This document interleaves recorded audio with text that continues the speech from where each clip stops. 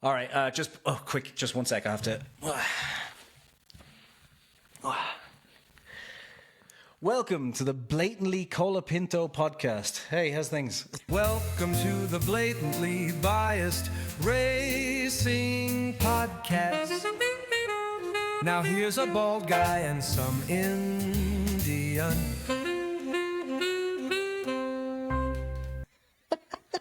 Yeah, Let's go. Until and unless it's Flavio thing, I'm fine with it. Colapinto is awesome. His fans are not, but yeah, that's topic for a bit later. So how was Monaco Grand Prix? Very, very good. Let me just fix this hat. Take a moment. There we go. Yeah. Monaco was exactly kind of as I expected, but unfortunately, That's the sad bit. yeah. Like the thing is, I know we differ on this because I don't want the Monaco Grand Prix to go. I'm kind of happy with Sunday being just having one like really boring race a year, and also what Monaco does for me is gives me that one highlight of the year to go. Of the next races. Well, no, it makes the next races more fun, even if they're boring. Because if you just, it's a hedonic reset if you want, So Jesus, you're on that, okay. The treadmill that Explain everything to the has to people get what better. hedonic reset is. So basically, the simplest way to put it is, Wait. if If anyone knows what a hedonic reset is, drop Leave a it in the comment. comments. But like the simplest way. Don't explain what hedonic reset is. No, I will. I'll explain it real quick. What? So just the point is, like, the simplest way to explain this is, if you have no car and someone gives you a BMW, you are going to be over the fucking moon. You're going to be so happy with that BMW. But if you have a collection of Ferraris and someone gives you the same BMW, you're going to be like, eh. So reality is, happiness is just expectation minus reality, and if your reality is better than your expectations, you're happy. If it's less than your expectations, you're unhappy. So Monaco basically makes your expectations for F1 go incredibly low, so even a Spanish Grand Prix afterwards will seem decent, even though it will be incredibly boring compared to, say, in Australia. So yeah, that's the simplest way to put it. Yeah. So I think we need Monaco, and I think we should have more of them to reset our expectations for F1 throughout the year. There are enough races that can actually drain the soul out of you. Yeah. My issue with Monaco is, and I've seen a lot of people talk about the history thing. Mm-hmm. Look, I come down, when it comes to Monaco, my logic is quite simple, and it comes down to one very, very simple fact. Formula One, throughout since 1950s when it started, it has grown out of tracks. Yeah, we don't race at Notchlife anymore. It doesn't happen, and there are far too many tracks which we can actually talk about who we've basically grown out of, and that happens. But don't we need Monaco then? Because we need Monaco. See, yeah, we do, because we need Monaco as a way for us to constantly every year be reminded that Formula One and the FIA need to fix these fucking cars. No, because the track isn't the problem. The cars. Track is the problem. Cars are the problem. Yeah, but they are not. They're too big, right? Too heavy. They need to. Won't be happening so soon, right? It's not happening. Sure, but we need to go back in that direction. Sure, and AI will save us. When we are going back in that direction, ultimately, again, fine, we'll have Monaco back. I have no issues with it. It's going to be here till 2031 at least. It is, which makes me sad because every year. Yeah, you're an idiot. So it's just the. We have Monaco, we have Flavio back, Colapinto's in the sport. All I need is for Bernie to come back, and I'm happy. Yeah. That's Bernie mentioned, but I think we were talking. Yeah, breaking the third one. We were talking about Bernie just 10 minutes back before we started recording. Also, we need cigarette sponsorships back, right? I think that's the other thing. I think that saves the world. Right? Yeah. I think so too. What's the other thing? That electric vape. The vape. Maybe have those back. It's no, it's not the same. I don't know when I was. It's very gay. Yeah. Anyway, great job. What do we have to talk about though? Because so Monaco Grand Prix. Look, I think it's time to call it a day. Because look, you're wrong. It's not racing. That's my whole problem with it. Because if you want to make it, look at one point, and I think we will have the viewing figures out pretty soon. On Sunday, we had, I think, 4 big motorsport events. There was MotoGP, there was Monaco, there was Indy 500, and there was Coke 600. Monaco was a pain in the ass out of all of them. even by the way, for me, I didn't really like Indy 500 either. That's a different topic. But just look, you can't have this. It wasn't fun, and that's the whole thing. It can be, racing can suck, and it sucks sometimes. But when the possibility of pulling off an overtake is like net zero, it's not. It's just not worth it. It's fine. Qualify better. Yeah, of course. But then it's basically in the words I say to Hamilton every week. But at that point, let's just have qualifying. That's what George said. I think, and George had the similar thing. Said, why are you even having a race? Let's just keep qualifying. That's it. I think the obvious solution is 5 pit stops. That will fix everything. That won't do anything. By the way, Alex Words shared a very interesting solution. He had 3 solutions that he actually put together, and they are quite interesting. So let's just touch on it a bit. Why don't we just one thing we should say though? Why don't we, if the FIA and Formula One are smart, what they should do is, right, every year from now until 2031, right, they should add something new until they fix racing at Monaco, right? So basically, because if they can fix racing at Monaco, then racing at the other tracks will be incredible. So they should just use Monaco as like a test bed to be like, right, how can we actually make racing work? You know, like forget about the two pit stops, fine, whatever. Let's not try gimmicky things, but like, okay, where could we add a DRS zone? How can we change the braking points in this? Because it's a really restrictive location. So if they can fix it at that place, they'll fix it everywhere. So they should just make the cars really, really small. Right, really, really small. They should just bring back the 1970s cars, but with modern, 1970s modern cars safety. Were huge, by the way. 1990s, 1980s cars, but with 2000s. modern, but with modern safety. How can we make a 1994 car safe? Problem solved. Yeah, I'm not going there. By the way, Alex Words gave the 3 possible solutions. I think that, one of them which you are touching on. Extending the tunnel where we have the breaking point, which is very early. So he suggested just get rid of the Nouvelle chicane, right? No, extend it to a larger point, then create a 90-degree turn, and then get it back straight. So that is one. Second thing he wanted was the Rascas, where the gap has been reduced over the years because of encroachment and stuff. So maybe push that back around at least a decent amount of space is there so that at least 2 cars can pass. Because apparently he looked at a statistic that showed that in the last decade or so, since 2010, a lot of passes were made there. But in these new regulations, that has actually reduced. And one of the reasons that they say is this thing. And also he talked about how that particular corner you can extend the braking zone at that particular point. And once you do that, it also gives you a better slingshot to the straight, the start-finish straight. And also, just to add to it, extend the DRS zone there. That ultimately ends up being a more legitimate. Formula E can race there fine though already, right?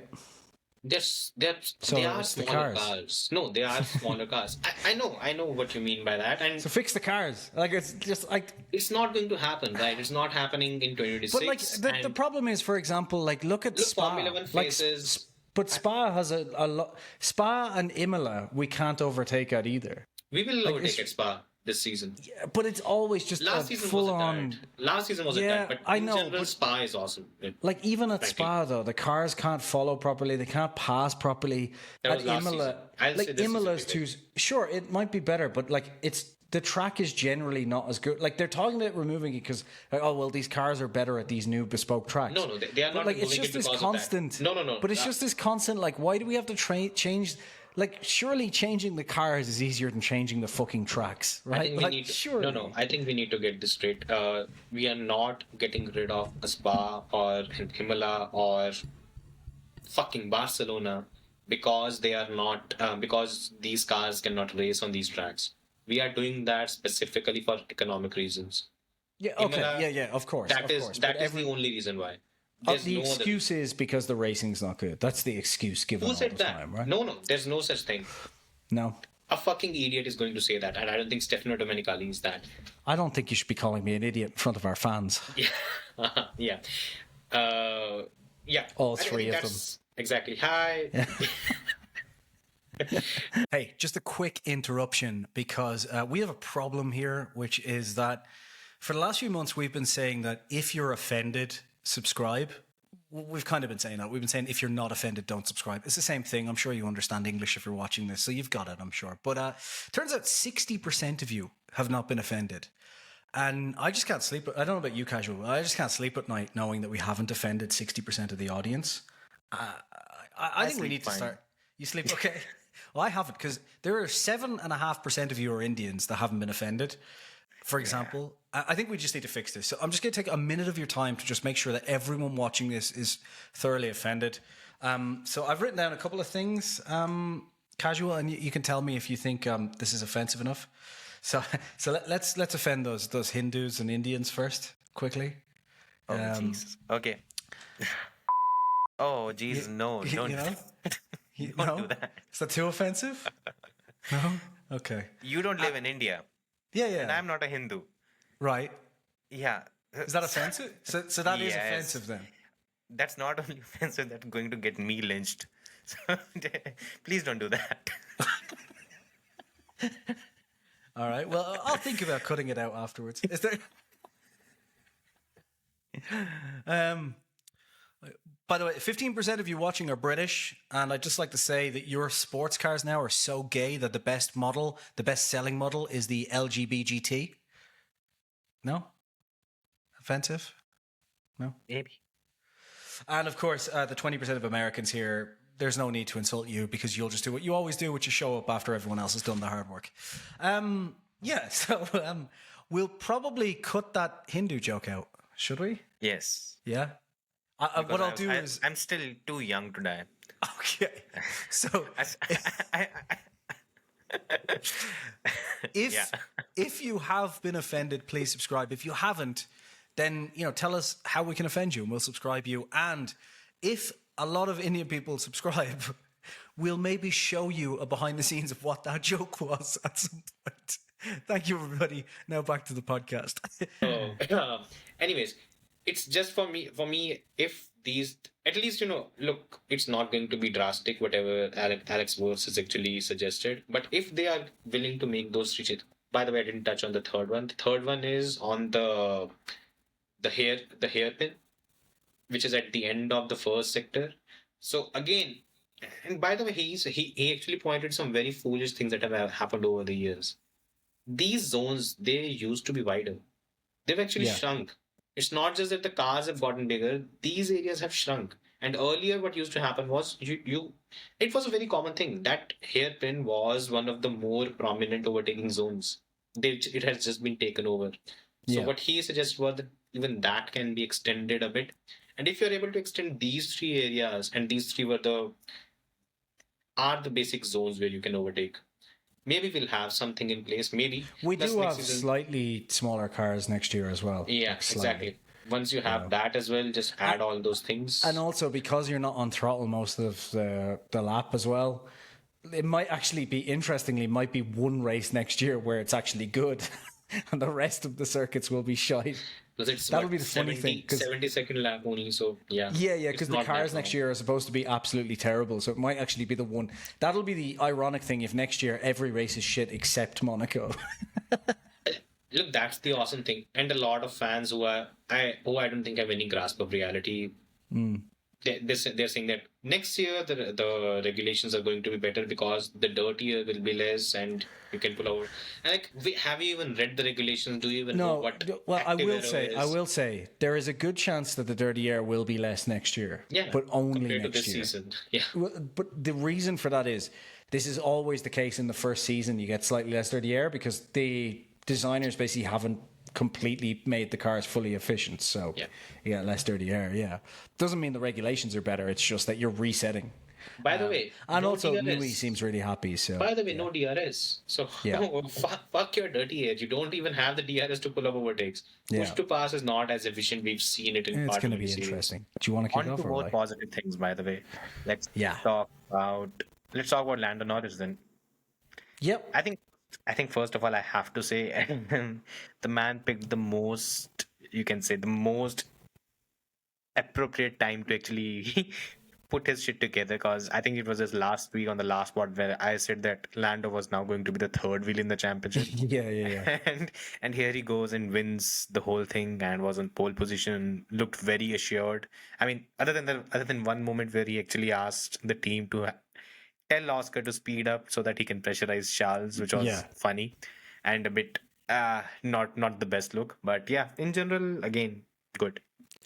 He showed once again, like, he is a quick driver. The thing that I think goes for him as well that I didn't expect was, of all the tracks where I thought he would get the pole and the win, Monaco wouldn't have been on my bingo list after last week, just because, like, at the end of the day, it's a track where you've got to have a good feel in the car, right? You've got to kind of really be kind of at one with the car to an extent.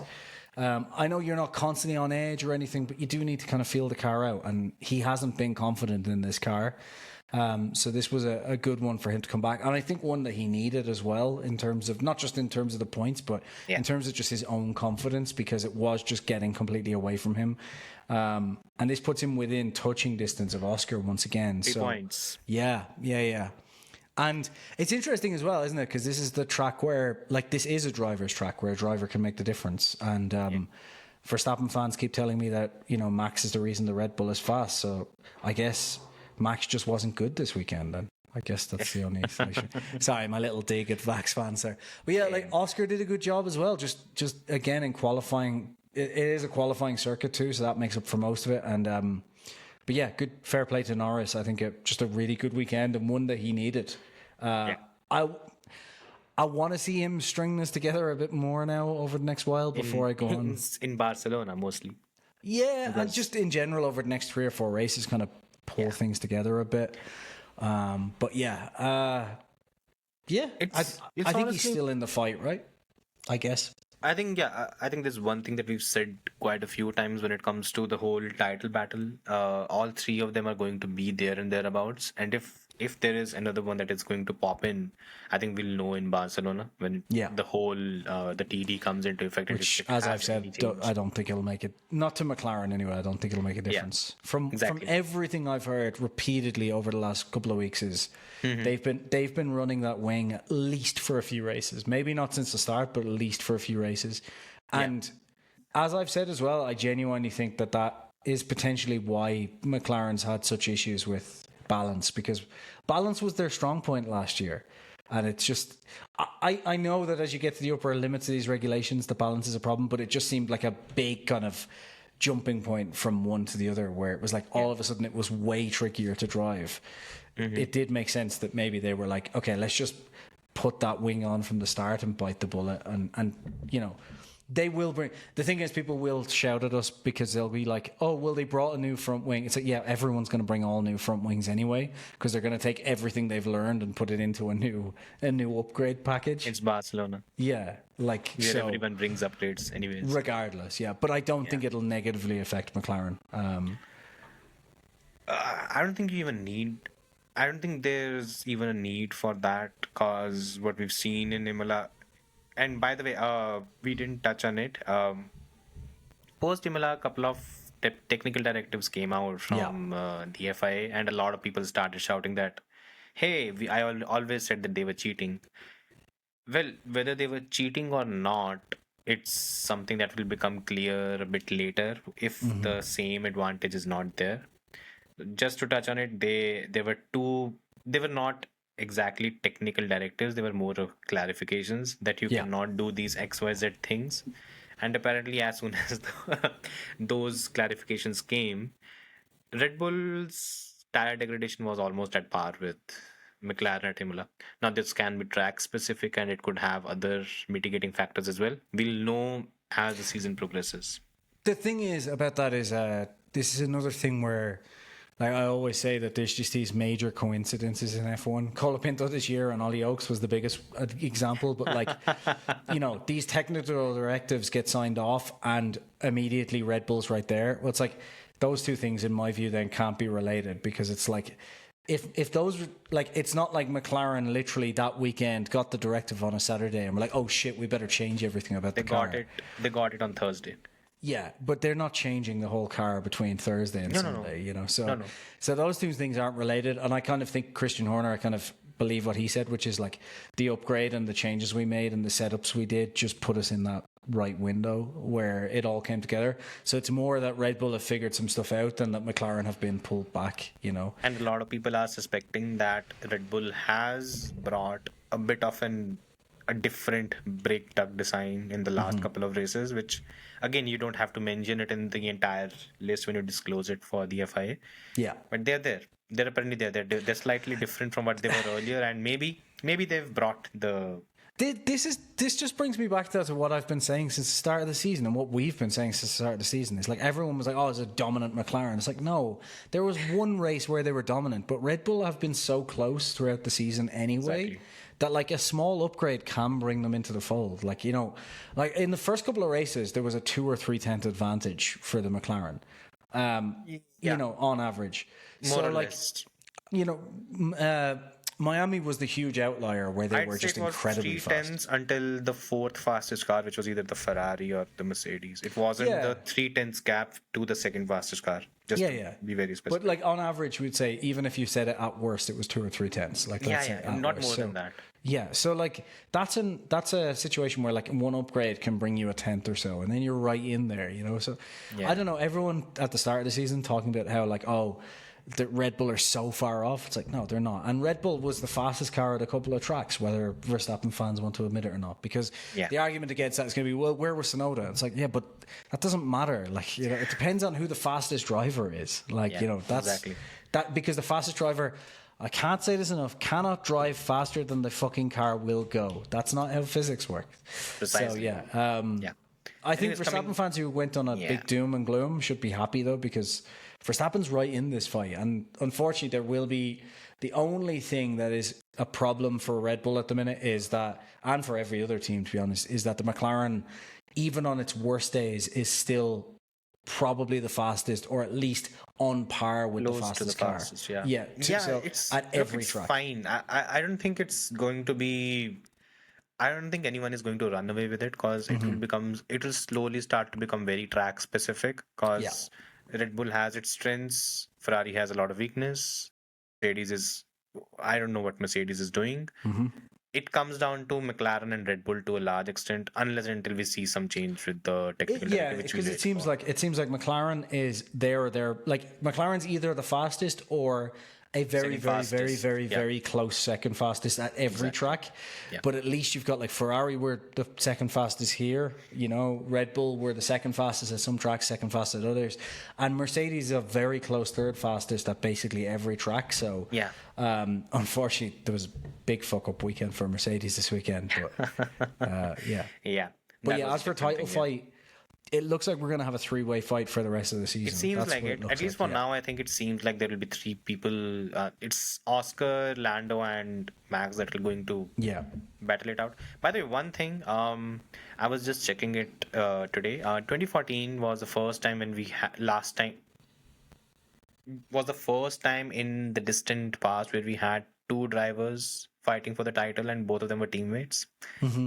It was Lewis and Rosberg.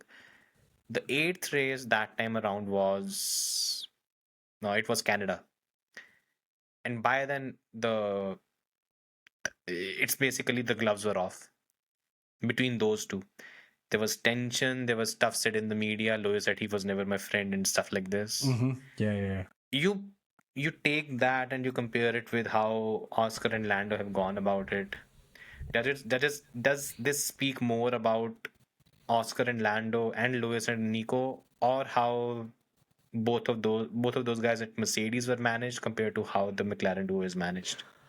I do think there's a bit of a difference in that. Like, you got to keep in mind, like, obviously, Lewis at that point already had a championship as well, and I think when Lewis came in, there was very much. I think in Lewis's mind, he's like, this is straight away, like, I'm brought in because I'm a champion and it's my team type of thing. And Rosberg obviously was like, I was here building this team up, so it's mine.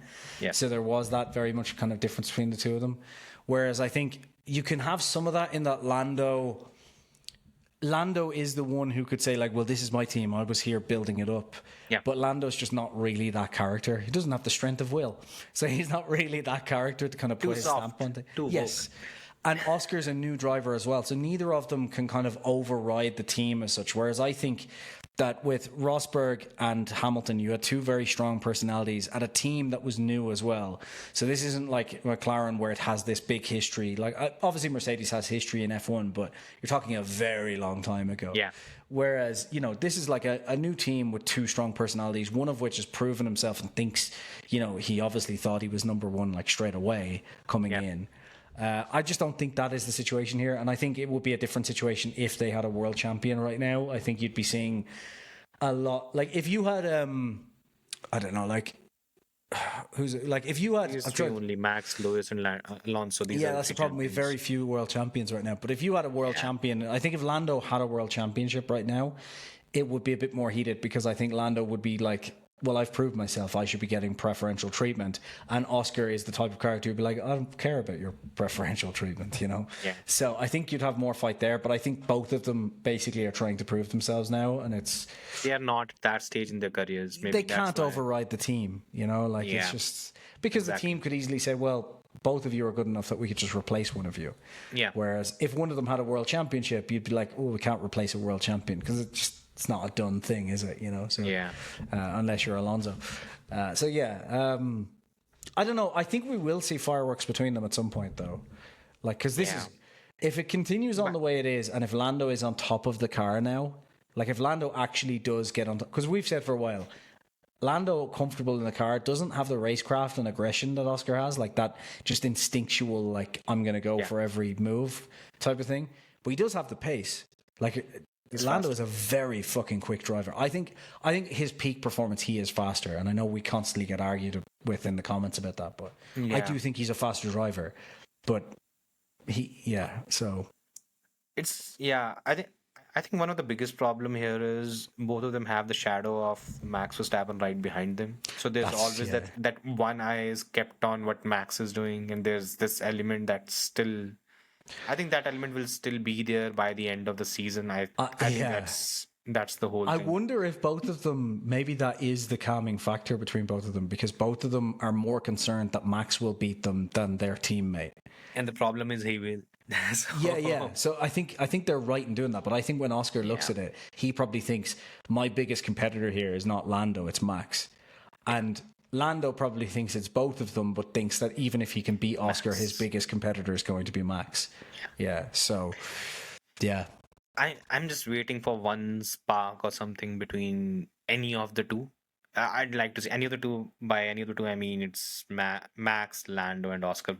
Either of the two have contact or something. I think that's when the whole thing just kicks off. I want to see Oscar and Max, because the thing is with Lando and Max, we've seen it, and Lando doesn't really seem willing to kind of up his, to go to Max's level and go, no, we're going to crash. Like Lando doesn't seem willing to kind of go, okay, let us just crash it. He learns I'm not going to back out. Lando seems to be willing to back out every time. And Max knows this, and I don't think it's going to change. I've been hoping Lando would stop that. It's natural, right? Yeah. I think it was Damon Hill who kind of explained how it was racing against Michael Schumacher, and I think the element is there because Damon is not your naturally visceral character where he'll just no fucks given, no edge, just no advantage given on track. That's not how Damon raced. And even right now when he critiques Max, it's basically on those principles, right? And I think Lando kind of is from this same school of thought when it comes to it, because he can pull off great overtakes, and I think he's done that. His overtakes in Imola, where he overtook George, was a piece of art. He doesn't get the credit, but that was brilliant. Lando is a brilliant racing driver. I know people don't give him the credit, but go back. If you want to go back, look at Monza a few years ago. Remember, he went on the grass. Sorry, I was just going to say Monza a few years ago. He went on the grass. On Leclerc, Austria last year. I know they crashed, but he was willing to play the aggressive game. He is a very good racing driver. It's just, like you're saying, it's like it's the problem is when you have a very good racing driver and then you have someone who's just like the greatest thing since Schumacher beside you. Even a stunningly good racing driver can look dog shit. Like, the amount of drivers who people are like, oh, well, Schumacher never really had any good competition. It's like, yes, he did. It's just that Schumacher was Schumacher. So even brilliant racing drivers looked mediocre next to Schumacher. Exactly. And that's the thing, like, it's... Look, all these drivers, David Coulthard would have been a champion if it was not for Michael. Yep. Mika Häkkinen would have stuck around in Formula 1 longer if it was not for Michael. Without Michael there, Kimi Räikkönen probably would have had a championship earlier. At least two. I say earlier because there's a good chance that if Kimi Räikkönen got it in 2003, he would have just switched off like he did after 2007. So. Yeah, I was actually showing my wife Rush, the movie, the Lauda Hunt movie.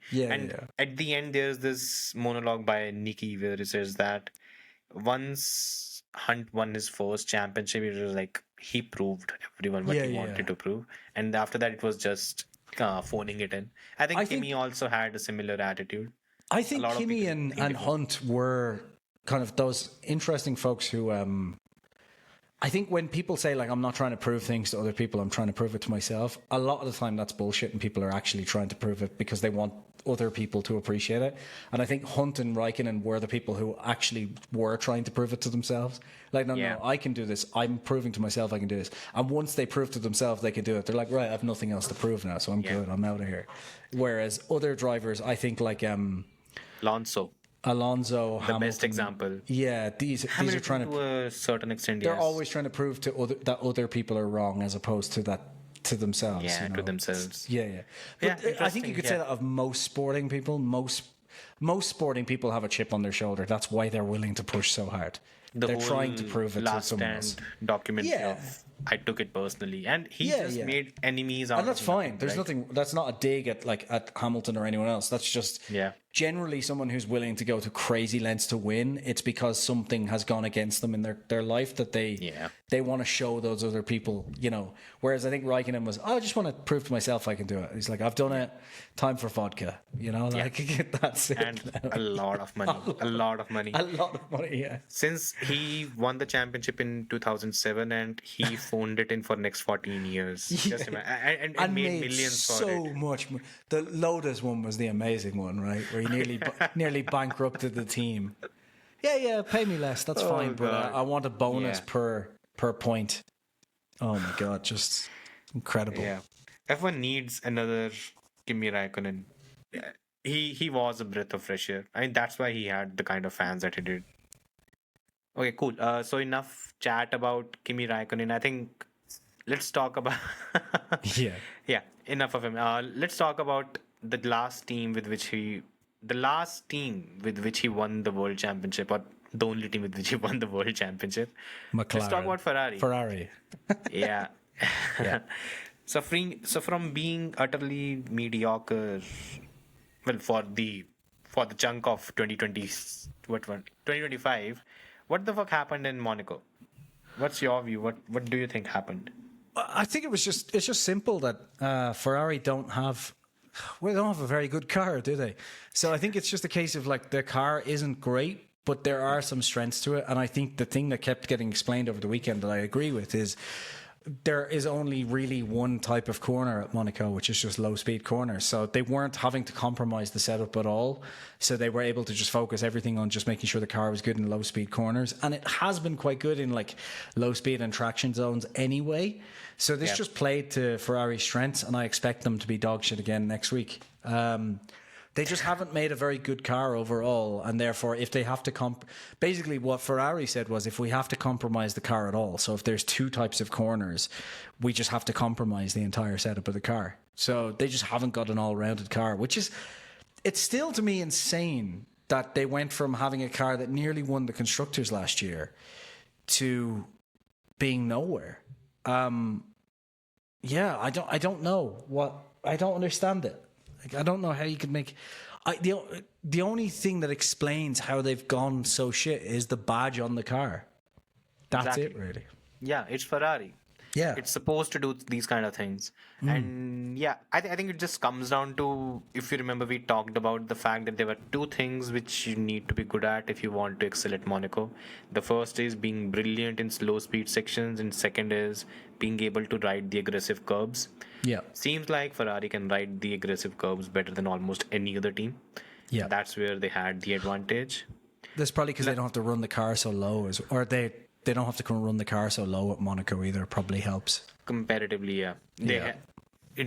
I think apparently they said that they had a baseline setup in place, so they just went with it and it worked. Or maybe it is actually that they can run the car low without worrying about wearing the plank out. The track is bumpy as well, and they are running over a lot of curbs, a lot of aggressive ones, right? Yeah. I don't know, could be, but overall, I think, it was a positive weekend in general. My worry is that I don't think we see the form being replicated in Barcelona as such. I don't think it's going to happen unless and until their upgrades, whatever are supposed to come, are just brilliant and out of the box, which again, I don't think exactly. Exactly the whole thing. But Leclerc was, I mean, it's funny because if you see the FP1 and FP2, Leclerc is topping the timesheets and he's like, there's something wrong with the car. That's the first thing he says. There's something wrong with the car because it can't be at the top of the timesheets. But yeah, I think the weekend belonged to Leclerc. Honestly, he did whatever he could in that car. I don't think there's any other driver that could have dragged it to P2. It just goes to show Leclerc is probably the best driver on the grid, really, isn't it? You know, he is. Verstappen couldn't beat Leclerc with a faster car, so I think that that does it. Yeah. By the way, just moving on to Lewis, cause the retirement side of the grid. Because look, I pointed out the fact that he was, I think, 48, 49 seconds behind Leclerc, and a few people pointed out that he started in P7. Again, thanks to his race engineer who was sleeping, apparently. And then just add to it the fact that it wasn't entirely down to traffic. I think there was there was a case of him being not as quick as the top four. I think that played out. See, the thing for me is, right, with the traffic, that is a reasonable excuse at the start as to why you'd have a gap like that, right? But then, he just had no pace either.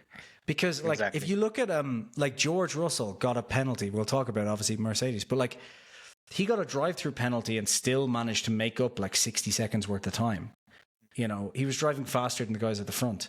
So, you know, at the end of the day, Leclerc was properly pressuring Lando, obviously until Max went away, and then Lando just basically flung off down the road. Which shows how much Max was really playing that game and hoping for a safety car, which you love to see. It was amazing. But I don't know. He just didn't seem to have any pace in the car whatsoever. You know, so as soon as he got in free air, he just couldn't do anything with it. And I think the biggest worry was that bit only, because I think it was 15 laps where Lando and Charles were stuck behind Max, roughly 15 laps. And he didn't make any entry. Any. Nothing. That was, and you can't put it all down to just back markers and everything. That wasn't the case. Max was properly backing up Lando, and that time gap just wasn't coming down. And, you know, it's not like he needed to manage tires or anything. So it's just... It's bizarre to me that he wasn't able to push, pushing up a 50-second gap, fine, but it should have been closer. He should have been able to get that down, you know, very, very quickly. So it's, by the way, it's now 8 races and it is 7-1 in qualifying, 7-1 in races. The one race where he's finished ahead of Leclerc is Imola, where strategy played as big a role as, I think Leclerc had the unluckiest race ever in Imola. Yeah. Otherwise, it would have been pretty much a clean sweep there, an 8-0. Now we're heading to Barcelona, and I think after that there's Canada. If Lewis is not beating Leclerc at Canada, I think there are some serious questions that would be asked at Ferrari, because I think he's starting to reach a point where the grace period is coming to an end. So this will be half a season now. And if you're and if by half a season you don't even have a single race weekend where you can say that you were definitively quicker than your younger teammate, then you're a Carlos Sainz in that team, and Carlos Sainz beat Leclerc more often. So yeah, it's just like it's the thing is like all of the excuses are now gone basically. Like, you know, because like every other driver who's moved teams and even the rookies have all adapted to their cars now. So like if a 7-time world champion can't adapt to his car, it's like, well, look, maybe career time's up, you know? it's not even a lack of adaptability, because look, the complaints are gone. There aren't any complaints as such which Lewis is making up with the car or anything that he's not able to understand or anything like that. It's just that he's slower. And we are not talking about any experimental setup, so we're not talking about trying something different or him struggling to a large extent. Look, he's closed the gap a lot compared to what it was in Barcelona or Saudi, because it's not a case of him being a lap slower or half a second a lap slower. That's not the case. There's a 2 to 3 tenths gap, and that is still there. And it was there in Monaco as well. Look, Barcelona and Canada, I think those are the 2 races where I think he'll be desperate now. He needs to put one over Leclerc at least. Yeah. And let's see.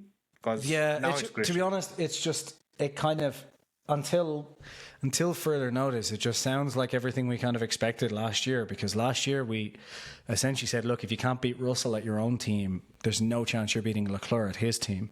Like, it's just not happening. And you can look at this one or two ways, which is, you know, either Lewis has fallen off or it's just Leclerc is just an epic racing driver. But either way, you're not winning a championship there, because even if you get a championship winning car tomorrow, Leclerc is winning that championship. Hamilton isn't. So, yeah, I don't know. I think, I still say what I say before. Hamilton fans owe Vettel a lot of apologies. Yeah, but this has nothing to do with that either, right? Because it's not the fact that he's driving at a high enough level, he's the team leader, and he's getting whatever there is out of the car, but the team is under delivering. Right now, both the team and the driver are not doing what they're supposed to do. Yeah. Which is a bit more of an awkward conversation, which I feel people will start having soon. Because, again, as I said, 2 more races, we see where he is, and if things are bad, then that's where we pick it up. The whole thing you saw with the race with the race engineer after the, I think it was. Are you mad at me? Yeah. I think it's been made. I think too much has been made of it, and even honestly, honest confession, even we've milked it quite a bit. And I saw the Race and Autosport write articles about that. There's one issue that I think everyone needs to be very, very careful of. Lewis is not the only one who is at a new team, and Lewis is not the only one who has a new race engineer. Yeah. But he's also the one who's at Ferrari. So then that tax cannot be ignored. Yeah. It's maybe there's too much of a spotlight on him, but things are not as comfortable as I think a lot of people would have hoped. Yeah, I just look, I think this was inevitable, because 1, it's Ferrari, and 2, I'm sorry, but I just don't think Ferrari are getting the best Lewis Hamilton, you know. And I don't know, I think he should have just called it a day probably after 2022 Mercedes. How do you think the best Lewis Hamilton would have done right now? I think the best Lewis Hamilton would have done a lot better and been either a lot closer to Leclerc, or at least kind of trading blows with each other at some point. Like if you took a 2017, 2018 Lewis, I think he was fast enough and capable enough and smart enough to be able to kind of really challenge Leclerc. Yeah. But I think this Lewis, whether it be the regulations, whether it's just, you know, like we've seen with so many drivers, once you start getting beaten, it's just hard to come back from that, you know, like your confidence goes. Like Daniel Ricciardo over the last few years is the biggest example of that. Daniel Ricciardo didn't just get shit from one year to the next. It's a case of he couldn't adapt, and then his confidence went. And once your confidence goes, that's kind of it, you know. And I think that's what's happened to Hamilton here. I think 2022 killed his confidence. he got a little bit of it back in 2023, but by that point, George kind of, is at a level to make it hard for him to really regain that. And I think 2024 was kind of the nail in the coffin of his career. And it happens to all of them. Like, there's not a single driver that sticks around that long that hasn't happened to. And maybe Rosberg and Hunt had the right idea. Just go out at the top, like... Yeah. I think Lewis is going to have this... I think, again, that's a topic for a different day, because the whole him being the GOAT thing, it's not... It's hard to call him the GOAT now, isn't it? Yeah. Because... He retired in 2021. He had a much better resume and much better claim to be considered the GOAT. Yeah. That's gone now. Yeah. Now it's hard because you're kind of like, well, I mean, it's like Michael Schumacher coming back for the Mercedes years. It didn't... It's not that it ruined him, but it did put a bit of a sparkle on the legacy. And the only thing that went for him was he did leave and then come back. So, he had the excuse of, well, he went away for what, 5 years, 5 seasons, 4 so years, like, so 7, 8, 9, 3 years. Yeah. So I don't know. Yeah. Obviously, there's a lot of comparisons to Alonso right now, and people are going, well, why isn't Alonso getting called washed and stuff? And it's like, well, have you seen his races? But also, have you seen the car? People going, oh, well, look, he's pointless this season. It's pointless at Monaco. And it's like, yeah, his engine blew up. I mean, what the fuck can he do? Like, if it was all of these races where like his engine was blowing up and having these retirements and bad strategy, like if that was the case for Lewis right now, you'd be like, okay, fair enough. But it's not, like it's just not. He has the complete same opportunity to perform, and Alonso hasn't had that this season. That's okay. Trick question about Alonso. What's the head-to-head with Lance this year in qualifying? In qualifying, he's probably ahead of Lance. By how much? Give a number. There have been 8 races. 6-2. 8-0. Okay. Well, there you go. Yeah. And that should settle the debate. But it's fine. I think. Look, with Lewis, it comes down to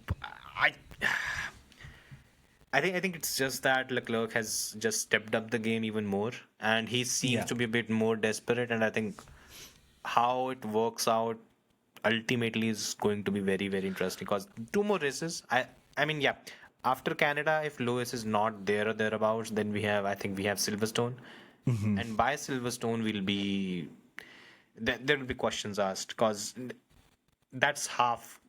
Pretty much you're at the 50% point of the season, and if at that stage Lewis is not either competitive or beating Leclerc, I don't think there is any excuses anymore. No, I think it's not going to get better. It's going to get worse, I think. I think there will be a couple of sparkles of brilliance from Lewis over this year. Like I think Silverstone, for example, we could see like the best of Lewis as we usually do. If it rains, I just don't think... I think it's going to be like last year, where people will just remember Lewis for like 2 or 3 moments, and it's like, yeah, but apart from those moments, George absolutely destroyed him over the course of the season. That season you could still, arm twist your way into saying that Lewis was faster than Russell in races. This season you can't even say that. But that's my point. At 3 races. That's... Everyone, if you talk like last year, it's like, well, George didn't comprehensively beat Lewis. It's like, yes, he did. Like, there's literally 3 races where I'm like, okay, Lewis was the faster driver. Yeah. By the way, there were more than that. Lewis Hamilton fans don't get offended. Do get offended. Jason has a tendency to exaggerate things. Anyways, moving on from Ferrari. Verstappen fans are morons. I've balanced it. Right, what are we moving on to? Yeah. Let's touch on it a bit with the Austrian and the German teams. Jesus first Christ. Red Bull. First Red Bull. I mean, not much of a difference apparently, right? So for the Austrian team, Red Bull, I think they should be happy. I expected Red Bull to be the 4th fastest team. I think they were credibly the 3rd fastest here, and it's at least progress from where they were last time around. So that's good to a certain extent. Yeah. P4 he'll take it. He's now 25 points behind Oscar, which is exactly a race win behind. Which is okay. I think it's what he'll bank on is the fact that now you have Silverstone, Spa, and Barcelona. These are three tracks where Red Bull should be stronger. Yep. Fast speed especially in sections straight line speed and high speed sections. Straight line speed, high speed sections, that's where Red Bull excels. Yeah. And if these three tracks he picks up wins, and then you're golden. In that case, you're either ahead or you're within a point or two. Pretty much. Yeah. And if there's a wet race in one of those cases, then that's just you just. And look, we know if Max has the car, he'll be right there. I really want to see him and Oscar really clash now, because just one. Oscar just won't give an inch, but Oscar is also like, this is where I think it'll be interesting, is because Oscar also won't get baited into Max's games either, because you saw him at Miami, where he knew he had the faster car, and he was just like, okay, I'll just put you under pressure and wait for you to make the mistake. Yeah. And it's not often that Max makes mistakes, and Oscar baited him into a couple, like the lockups and stuff, like that's so. It's going to get tense between the two, and I think it's going to be really interesting to watch, because unlike most drivers, Oscar will not get stressed by that pressure. Until now, it hasn't, right? It has been very, very. It's still been cordial. There's not been much of it. Yeah. But I mean, you know what I mean? Like, Oscar's not going to get stressed 100%. By it, because Oscar wins races and he goes, yeah, well, good job, guys. Yeah. He's not gonna get stressed by it. So it's going to be interesting. Whereas we've seen Max does get annoyed if you push him to that limit. Yes. That's what's going to be interesting to see. Yes. That dogfight we haven't seen yet between Oscar and Max. And it's going to be so interesting. Exactly. It will happen as well at some point. 100%. Yeah. I hope it does, because look, who knows what happens in the future. Let's see. And by the way, touching on the other Red Bull driver, what's your view on the whole Yuki Tsunoda situation? Another so-and-so weekend for him? I just think we're at that point now where I just think it's unfair to really bash the driver in any sense, because it's so obvious now that the car is just in such a, it's only happy in such a narrow window at every track that it's just almost impossible for anyone else to drive it other than Max. And look, I want to give credit to Max, because it's incredible that he's able to drive the cars in such a peaky, knife edge manner, but it also at the same time, the car was clearly built to his extremes. And it's impossible to ask another driver to drive to someone else's exact extremes. And at the end of the day now, we're just seeing so many drivers give into that, where Tsunoda's a very good driver. And I'm slightly surprised with how things are going, because by FP2, it happened here and it happened at Imola as well, that both of them were within hundreds of each other, the fastest laps. And then comes FP3 and Max just pulls out a second, which is...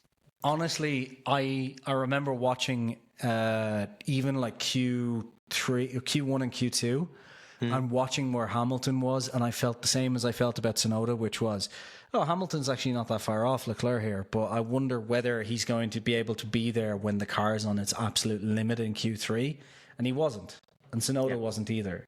And it's not even a dig at Hamilton, to be honest, because that just shows you just can't get on top of the car. And neither of them are able to get on top of the car. It's not that either of them are incredibly slow drivers. It's just they can't drive their cars to the limit that their teammates can. Yeah. And that's the difference, right? That's the big difference. Yeah. Perfect. And moving on to Mercedes. I think it's a weekend that Mercedes will also want to forget, because that sucked. That sucked quite a bit. It's I don't know how they fix that for next year, that issue. If they can at all. What issue? The just being able to play that game where you could just back the other driver up, because... Oh, okay. The whole... The two-stop thing. It was a game that, we know now afterwards, after all the reporting and stuff, that essentially Mercedes and Williams and the other teams, they all actually had a conversation about this. Sainz and Albon admitted it, and I think Russell talked about it. James Vowles talked about it, where they were everyone had kind of basically said this could happen on Sunday, and we're kind of hoping it doesn't, because it'll just be a farce. Essentially, it'll be a horrible way to go racing. But essentially, as soon as someone does it, the rest of the teams will have to do it, because it's a competitive game. And as soon as RB did it, it was that's it now. We have to play this game now. And James Vels apparently reached out to Toto and was like, I'm sorry, we have to. And to be fair to Toto, he was like, yeah, look, what can we do? We understand, like, this is how racing is going to go. Exactly. And you saw Albon obviously paid for dinner for George as well afterwards. Yeah. It was a horrible thing to happen. Like, it's just a horrible way to race. Yeah. But I'm not sure how you fix it. I'm not sure what you do with that, Don't race there. Very, very simple. Apart from that. Apart from that, I hope they implement whatever Alex Words has shared, because maybe it helps, maybe not. Who cares? At least there's an opportunity to do something. But but when it comes to Mercedes, do you think they might be at a point where they're thinking that, okay, look, championship is done? Yeah, I think this is it, isn't it? This is like, unless, because I mean, at this point now, George is 61 points, 62 points off of the lead of the championship. I guess, yeah. And they're realistically, look, they know they're not fighting for constructors. Realistically, no one is fighting McLaren for constructors now. Yeah. McLaren's on 300 and something points. I think the closest is Red Bull, right, on 147. They all three are within a point of each other. It's 143, 142, 141. Right, and then McLaren's at 300 and something, right? So yeah. I think everyone knows that essentially the constructors is over, because even on his bad day, Lando is there or thereabouts, in that if they want to win the constructors, they're going to have to fight both of those drivers, and none of the teams have drivers that are up for it. Antonelli's in his rookie season. He's still learning. He's still not quite there. He's very good, but he's not quite there. Obviously, Ferrari have a clear number one and a wash number two. And obviously Verstappen and Tsunoda can't get to grips with the car. So everyone's talking about drivers' championship, if anything. Yeah. And I think realistically, maybe you don't cut it right now, but let's say one or two more races, if something doesn't drastically turn around, like after Spain, if things don't drastically turn with those upgrades, there's just no hope that Russell wins the championship. So I think it's obvious. You could say Leclerc as well, because there is. Yeah. But I think that's it now, isn't it? Like, I think if after Spain they haven't all of a sudden made that big jump, then that's it.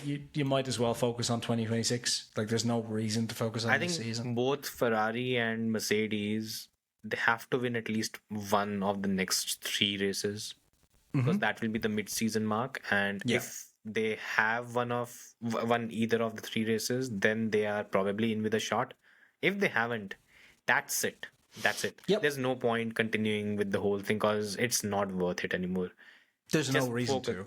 Yeah. Exactly. Just focus on the next season and call time on it. Because look, even other teams are not going to develop the cars. They won't be aggressively bringing that many upgrades beyond this until the only ones who will bring upgrades this season, I think, past that point, will be Red Bull and McLaren.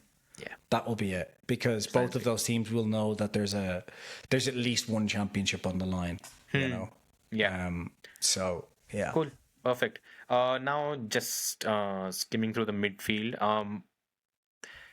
Isaac Hadjar is now the most impressive rookie this season. That's how you frame it. Yeah. Because like Antonelli's had a few moments, like Miami Sprint, for example, qualifying and whatnot, but Hadjar has been consistently just extremely quick.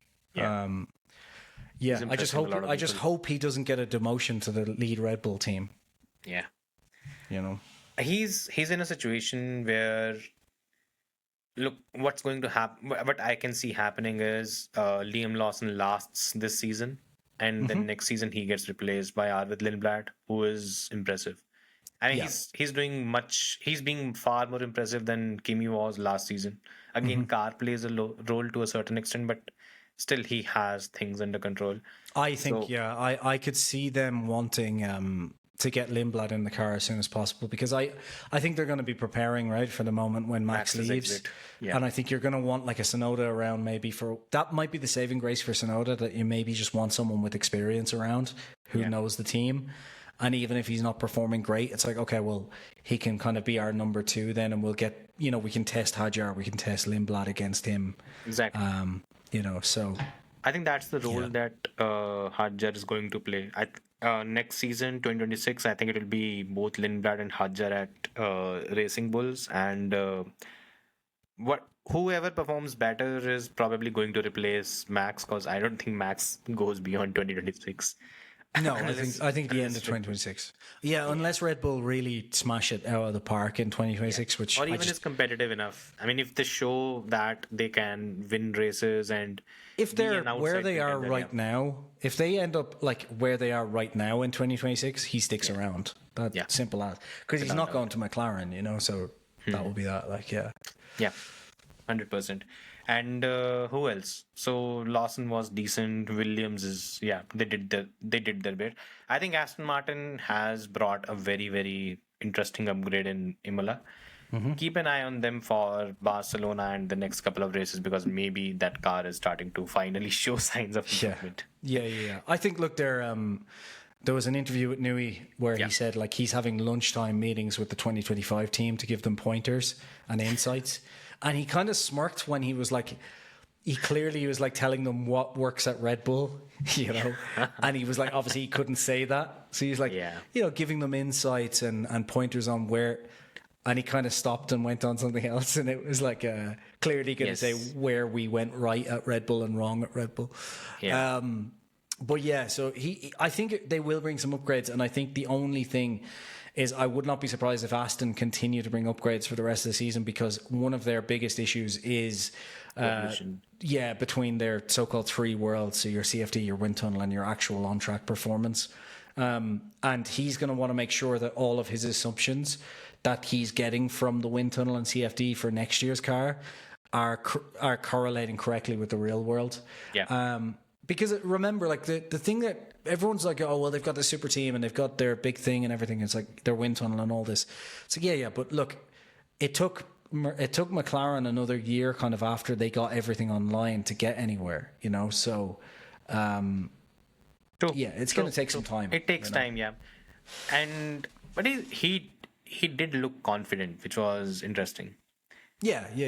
It depends a lot on Alonso as well was running in a pretty good position until it must be P5, P6. Like Alonso, this is the thing. Like everyone's like, oh, he's pointless, but like Alonso would have been ahead of, or at least on par, I think, with Stroll from one race of points. If it wasn't for that, so exactly, he's just been incredibly unlucky. You know? And it happens. Look, it's fine. Just run all your bad luck out in 2024, 2025, and then have a race-winning car. He said in a podcast at the end of last year, 2025 would be a nightmare of a season that he will just have to get through. And I think that's what he's doing right now. Yeah, he just put the bad juju out there. The thing for me is like... the thing for me is it's so recent that we've seen, like it's 2023 that we've seen Alonso with a brilliant car, and every weekend he performed. And if that was the case with Hamilton, I'd have high hopes for Hamilton when he gets a good car as well. The difference is, since this regulation change, Hamilton hasn't been consistently anywhere, whereas Alonso has. And I think that's why I'm hoping that will come back at some point. Okay, devil's advocate, I think Lewis was pretty good in 2023. He was good. Half a season. Yeah. Okay, fine. Okay, now your favorite driver, Franco Colapinto. I think I really hope they do give him a chance over the season, because look, one thing we know about Colapinto is he's a driver who's aggressive and willing to go for positions, and I do think he's a very, very quick driver as well, like raw talent, quick driver. I think essentially what's happened is after the Imola crash, they've basically given him the Kimi Antonelli treatment that Mercedes did at the start of the year, which is let's start slow and build up. And I think we're going to have a few races of pain here of him just being slow. On top of that, to be fair as well, the Alpine has just been fucking slow. Because look at where Gasly's been finishing as well. Like, it hasn't been a very quick car. Gasly was Q3 in Imola, right? Sure, yeah. Debut race. Yeah. It's fine. Look, I have a theory. It's a slightly left field one. I think he's being stretched too thin when it comes to the whole F1 experience. If you go to his Instagram account and you go through his stories and everything, it is just filled with one brand endorsement after another, then another, then another. And then you have his fans who are honestly barbaric in the way they've gone about things. Hey, we love his fans. Yeah, we love them. I mean, we love barbaric fans. That's the motto This is of the the channel. Blatantly Biased Racing Podcast, after all. Precisely. That's why we made it. That's why we made the channel. It does appear that if you remember in Imola, there was a case with Yuki Tsunoda and I'm forgetting which other driver. Jack Doohan. Yeah. Then you had the whole thing with Doohan coming out and saying that his father is being attacked. After that, when all this happened, then if you, I don't think you saw this. In FP2, there was this incident between Max and Franco. When Max basically applauded him for giving him. Yeah, he gave him a sarcastic applause, yeah. Yeah. And as soon as that happened, Max's Instagram exploded with not so subtle Argentinian fans who make sure that they are from Argentina. They especially add the Argentinian flag at the end of it. Or the Falklands. They could be from either. Yeah, I'm not going there. The problem is, once all this happens, Franco Colapinto has to come out and continue to address the fact that the fans are not being good. And he continues to be asked this question. I think when you're this young, your focus has to be only on one thing, and that is securing your future, being very, very focused on getting the best out of the car, securing your seat, and then ultimately, when you're established yourself, move forward. Everything else comes with it. And it just seems that, look, Argentinians are passionate, but he needs to be careful and he needs to know what he should pick and what he should choose. There has to be someone who is in his ear and telling him that you need to change your priorities, because I think it's starting to. He shouldn't be in this situation where he has to answer questions about the fans. Honestly, he should just come out and say that, look, I cannot control everyone. That's not my job. I hope they don't do it, but after every fucking incident where they lose their minds, I shouldn't be held answerable. As simple as that. But yeah. Okay. Well, look, I think for Colapinto, it's race 2, you know. I think we just need to give it time. But yeah, I do think that there's too much on his shoulders at the minute. And I think the fact that Doohan got kicked out so rapidly is probably going to weigh on this as well. So I agree. I just want to give it more races. I think like it's his first triple header of learning. Let's see where it goes, you know? Yeah. I'd say give him, I would honestly hope he gets the entire season. Whichever way it's going, I just hope he gets the entire season. I really don't care. Any final thoughts on Franco? Because I think, in my view, he should just give him the entire season, see what he does, and if it fails, then it fails. That's it. But yeah, I think he'll be given the entire season, regardless. And honestly, I think after the double head or after this triple header finishes, I think we'll see a different Franco when we get to Canada. Canada. Yeah. I think, look, this is just a lot of learning, and I think, like, Jack Doohan should have been given more time, but they decided Jack Doohan was out from the start anyway, so it's just, you know, and I think look, you made your decision now with Colapinto, just give it the season, and, like, we know he's a very quick driver. Like, we've seen him in Williams be very quick. We know he can overtake. We know he has the talent, but he's got to get to grips now with, like, a new engine, new car, everything, and remember, he didn't get all the testing. Like, he didn't even do like a previous testing program with Alpine for a very long time or anything. So, you know, compared to the other rookies on the grid, he's basically had no testing with the team. Plus, Imola and Monaco are not your best driver-friendly tracks. And I reckon at Monaco, he was probably told, just don't crash. You know, just get on top of the car. You know, so I think we need to give it time. But I just hope it doesn't wreck his confidence. Apparently, Gasly didn't get the memo because he did. Yeah. That was a big one. Yeah. Okay. So one news that has actually broke out. I don't know if you came across. Yeah. So Bild, the German publication, they've reported that Ferrari has been having a few casual chats with Christian Horner, and there is maybe a possibility that they don't think it is going to happen, but there have been a few chats, a few back and forths. So it's interesting that this comes out just after the whole, you know, Horner could be let go if Imola goes badly, basically. And obviously Max won Imola, right? So that was the end of that. But this is the thing we've been saying for a long time. A lot of Red Bull Verstappen fans, not Red Bull fans, Verstappen fans, let's be honest here, have essentially been saying like, oh, well, Horner needs to go. Just get rid of him, you know. Basically, a lot of people with the Dutch flag in their profile pictures. the problem with this is, as usual, that like if Horner goes somewhere else, that's not going to be good for Red Bull. And if Ferrari get Horner, that would be a far better signing than getting Lewis Hamilton. Oh God! Yeah, you have to continue to take digs at Lewis. And Verstappen, and a lot of other drivers I will get. Just the other drivers aren't champions, so it's less of a dig at them. Like I don't know. I think if the problem with that I see is for Ferrari, the problem they've had over the years hasn't really been the driver or the team principal to an extent. Yeah. But I think the one thing you could say that is, given Horner's success compared to the last team principals they've brought in, Horner would be the only guy I could think of, apart from like a Toto Wolff or whatever, anyone along those lines, that they could bring in who would come in with a complete a la carte, like, this is my fucking team now, and if I come there and you put anything over my shoulder or over behind my back, you do anything, I'm gone. He's the only team principal who could come in on those conditions since probably Jean Todt. So not even Jean Todt, because he didn't nothing really close have to that. But well, what I mean is, since Jean Todt started winning, he obviously then had that power from winning.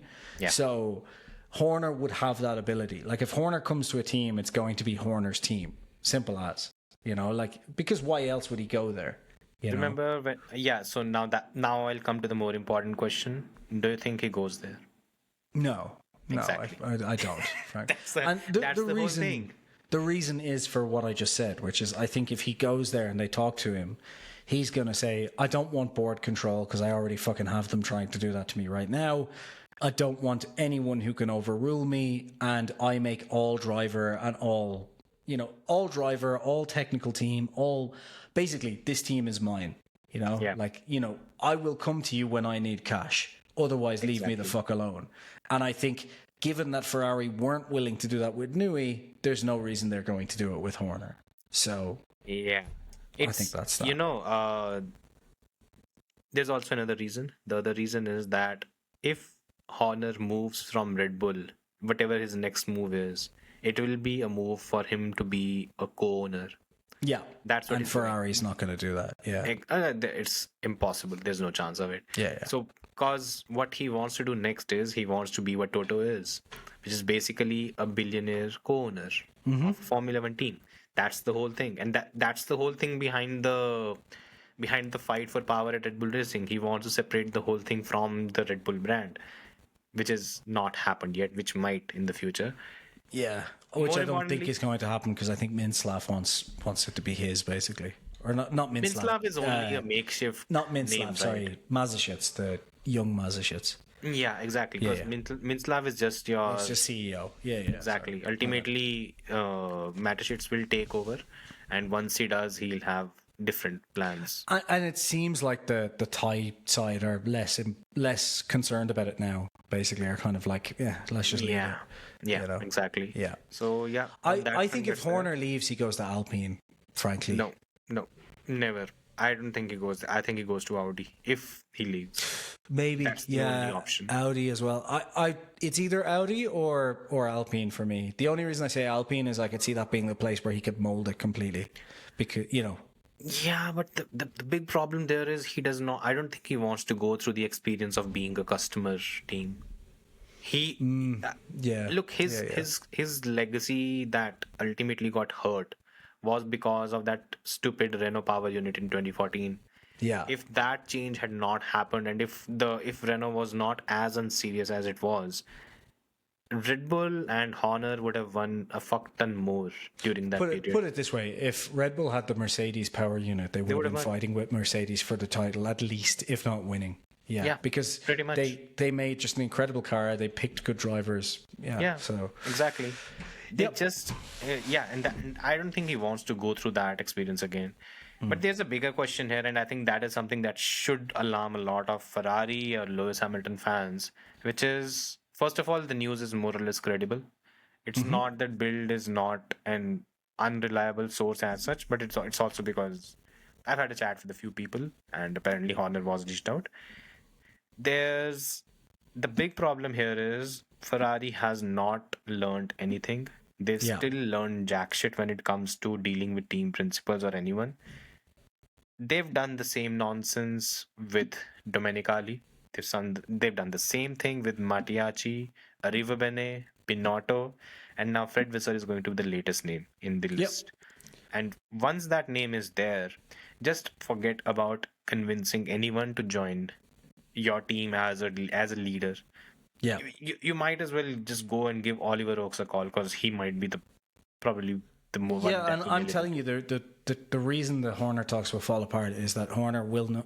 Like, Horner's not an idiot. He'll know that. He'll have looked at. He's raced alongside. He's beaten Ferrari. You know? He knows why he beat them.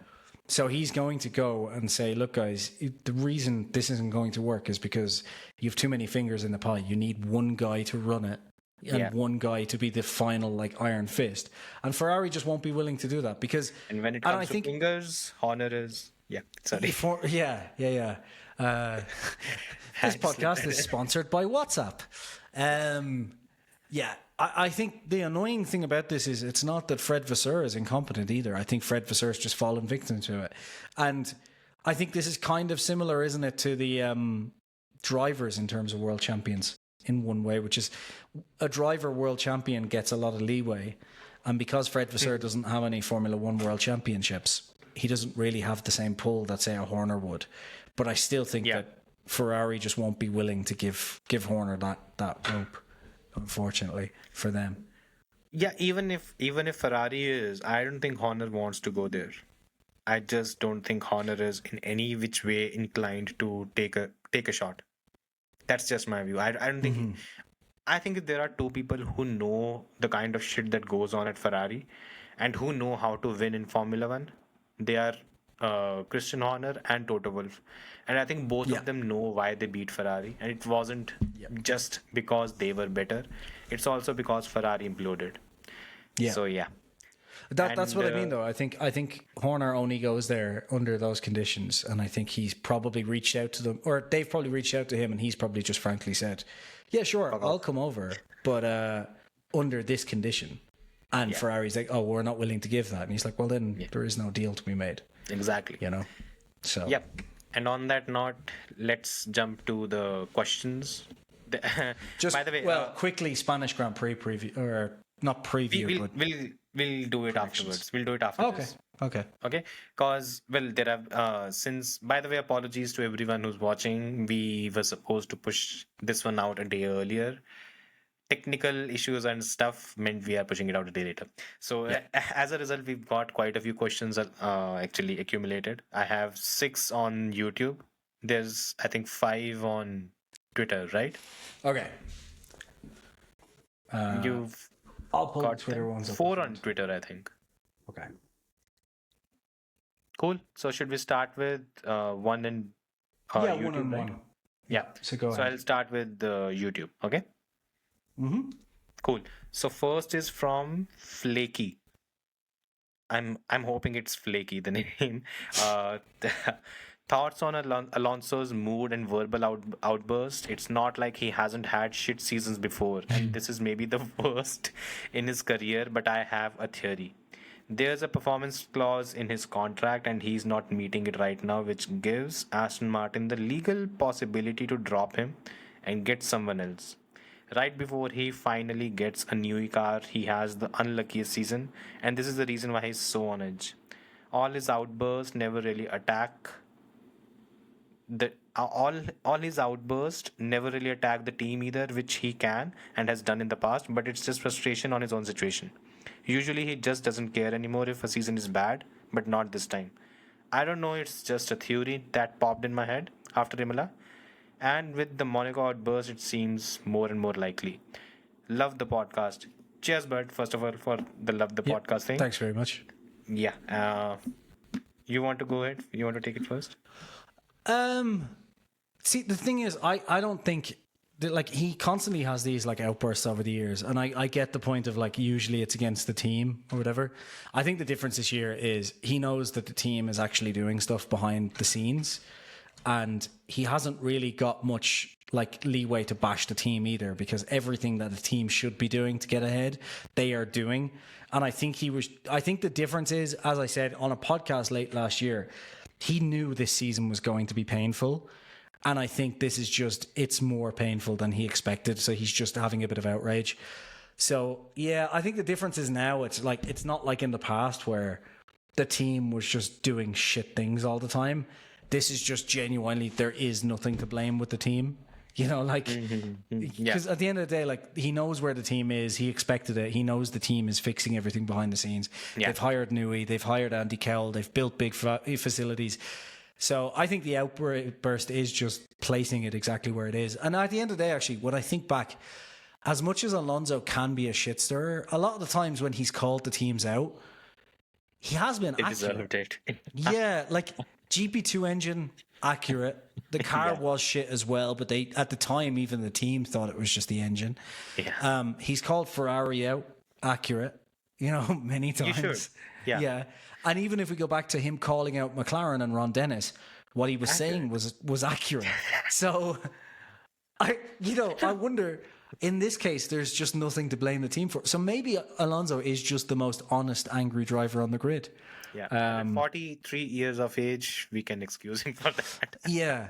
Now, as for the clause, there could be a case that is there, but from what I've heard, all the clauses are essentially on Alonso's side. Yeah, because exactly. When he was signing, they were willing to kind of give him everything, and there was no hope that they would get like a Max Verstappen or a George Russell or anyone at the time. And they wanted maybe a George Russell, but they wanted a champion. And the only other champions they could have gone for was Max and Lewis, basically. Yeah. So they were willing to give him everything. So I don't think that's the case. I'm pretty sure it's on his side. And I think the team kind of knows that, like, from 2023, they know anyway that, like, if Alonso, if they give Alonso a good car in 2026, he will drive it, So I don't think they're worried about that. Is this the last? No, next year is the last year of his contract, right? It was a 3+. Yeah. Was it? 2026 is the last one.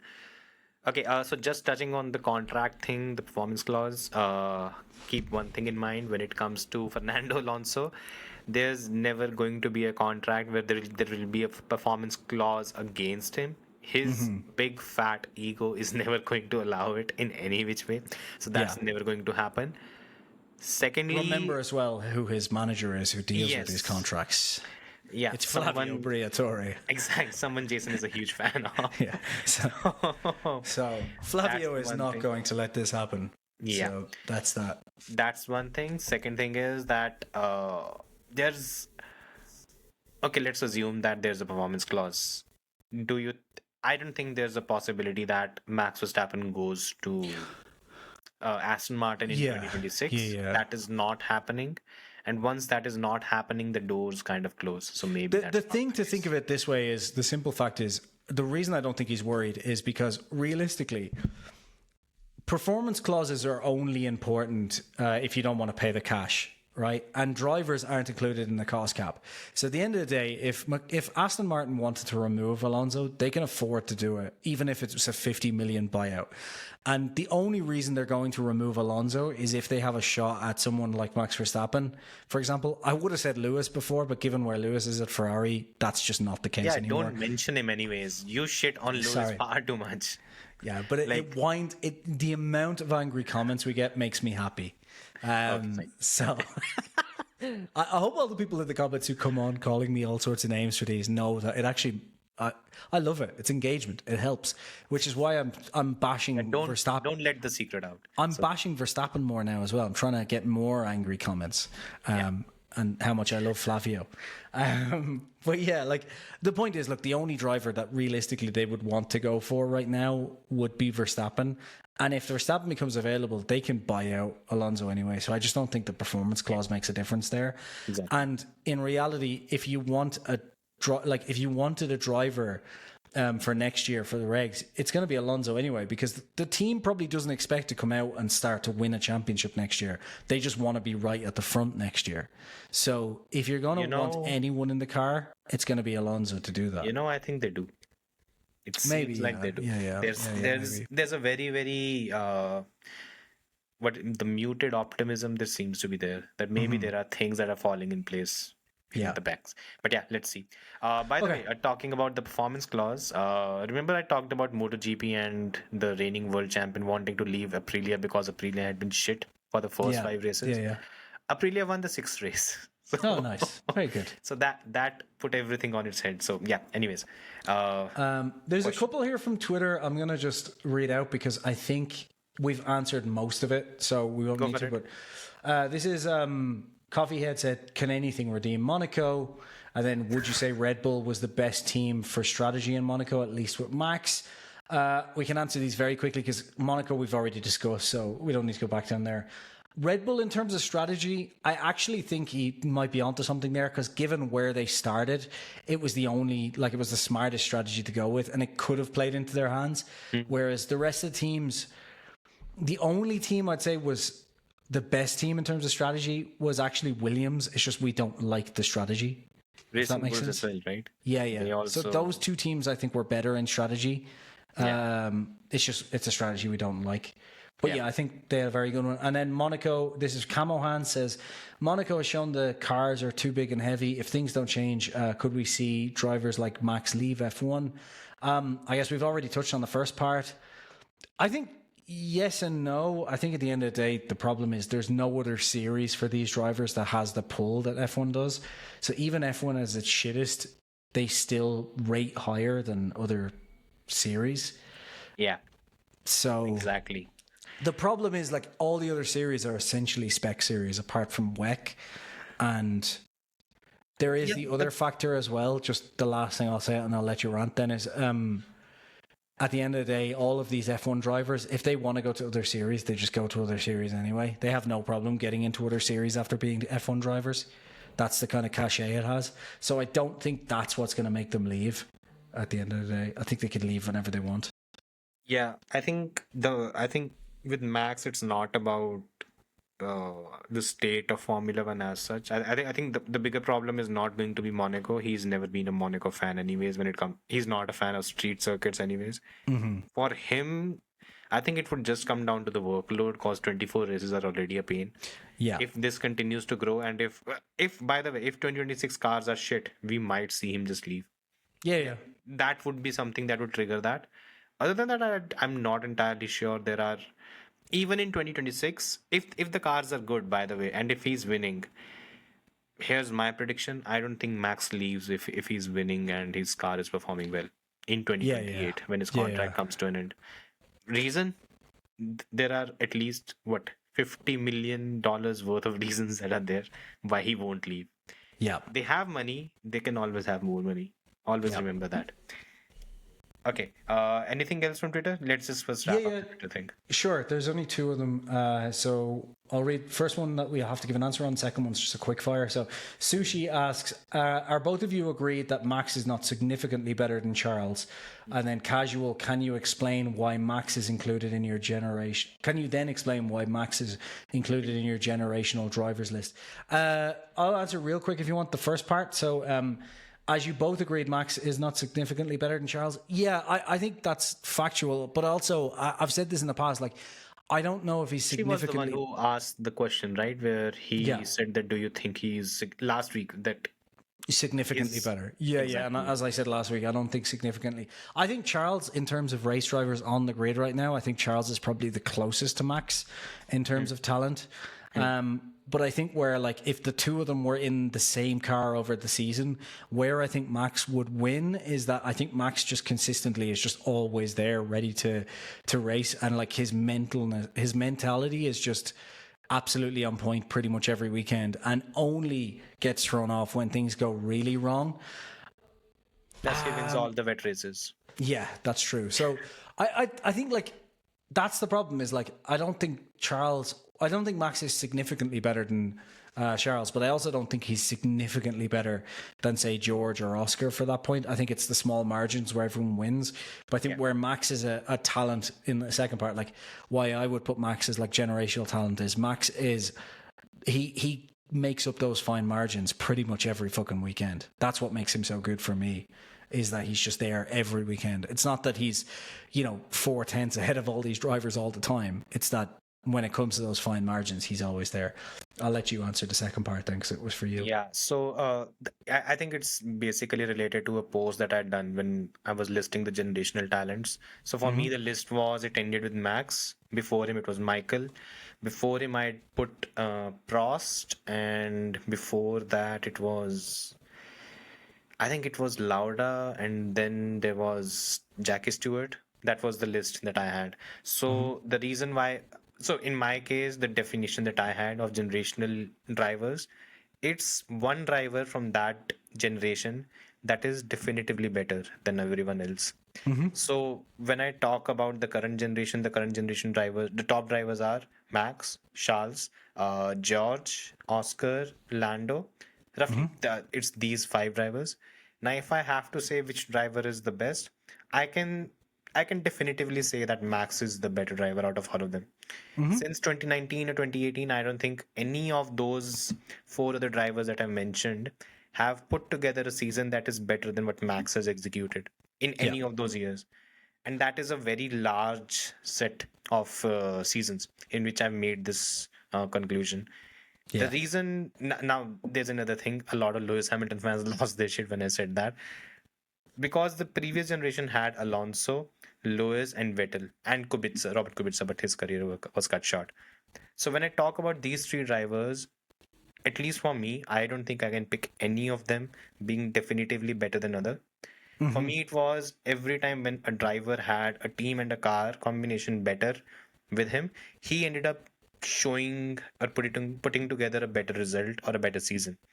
You could see it during Vettel's Red Bull era, Lewis's Mercedes era, to a large extent Alonso during his early stint with Ferrari when Ferrari had not gone to shit to a large extent, and years before that you could see where Alonso won. That's why I don't pick a generational driver from them, because I cannot definitively say that Alonso, Vettel or Hamilton, either of them is better. Before that, I had Michael. Before that, I had Prost. Prost I had because he was earmarked to be the best driver of the 1980s. So that's roughly why. Long answer, but yeah. I can sum up with my thing for this as well. I just think the issue I've had with this is just the significance is the problem. Because I think especially right now, we've got so many brilliant drivers on the grid.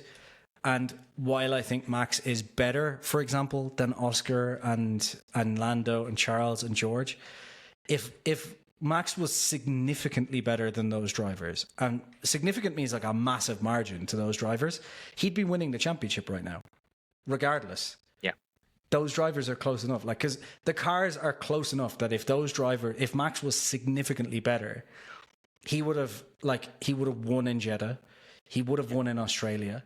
You know what I mean? But those drivers are close enough.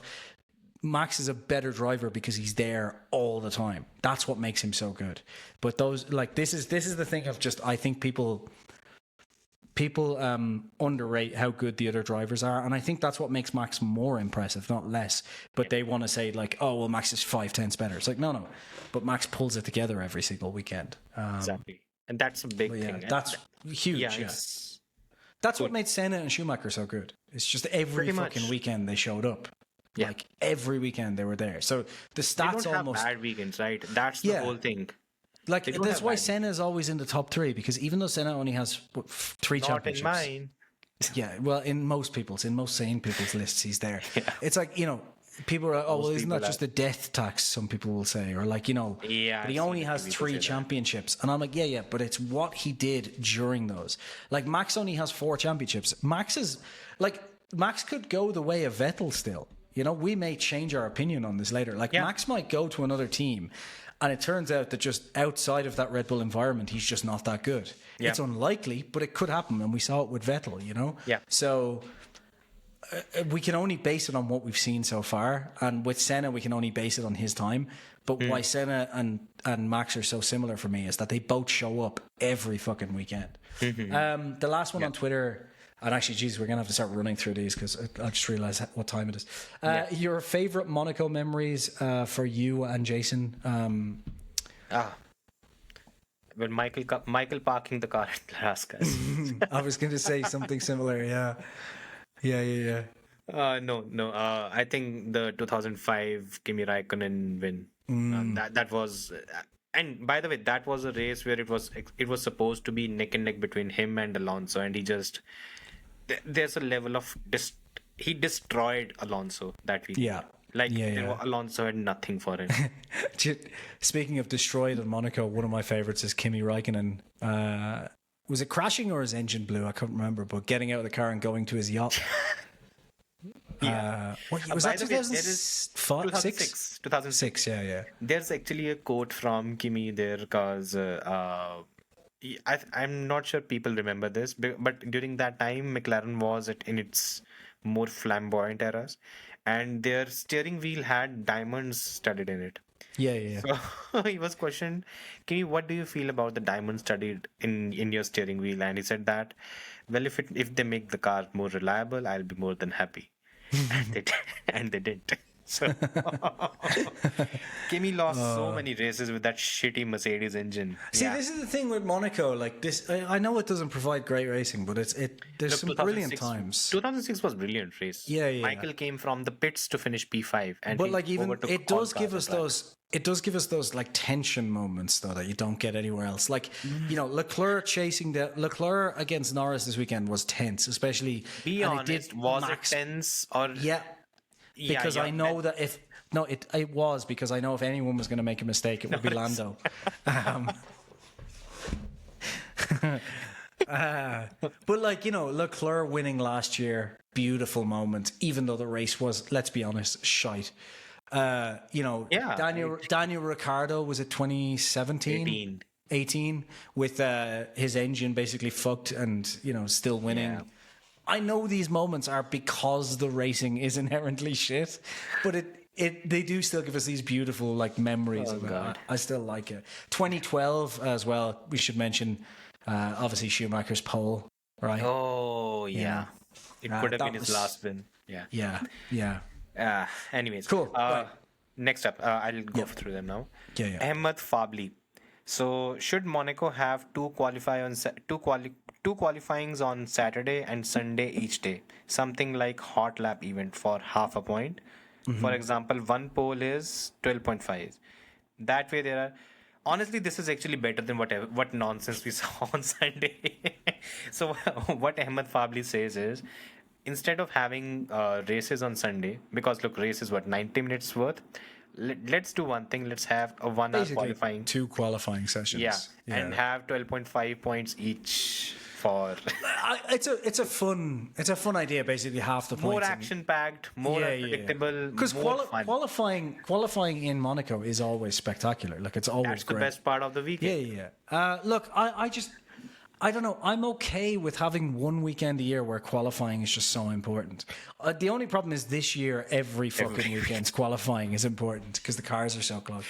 Yeah. I don't know. Look, I think they should just try something with it. I think it's a good place to test stuff out because we know the racing's going to be shit. I think like the 2 stops didn't quite work out as intended, but it did make the race more interesting, just not in a good way. Look, Monaco's here till 2031, so I'm up for trying stuff. I don't think 2 qualifyings is a great way to do it. And also, I will say something that was it Lando or like? Of course, people are going to go, well, if Lando said it, they're going to say, well, it's only because he won.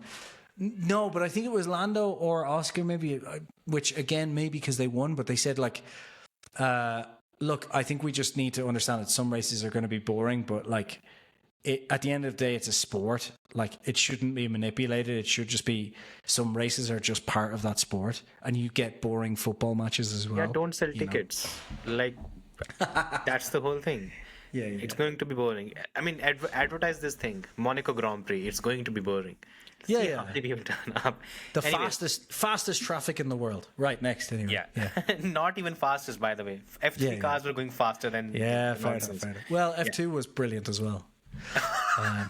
Yeah, there's a question on that as well. Dane Lua, how many points would Charles Leclerc be ahead of Hamilton if Hamilton didn't get lucky in Imola? Okay, there are multiple questions, so let's just go through this. I think Leclerc would have finished P4, Lewis would have been P7 or P8. So you're looking at a 7 or 8 point swing. Yeah. And he's currently, if I'm not wrong, he's currently 18 points ahead. So he would have been 26 points ahead. Has Lewis got his 8th in the championship yet? Yeah, he will. Next question. Who do you think will finish 6th in the Constructors' Championship?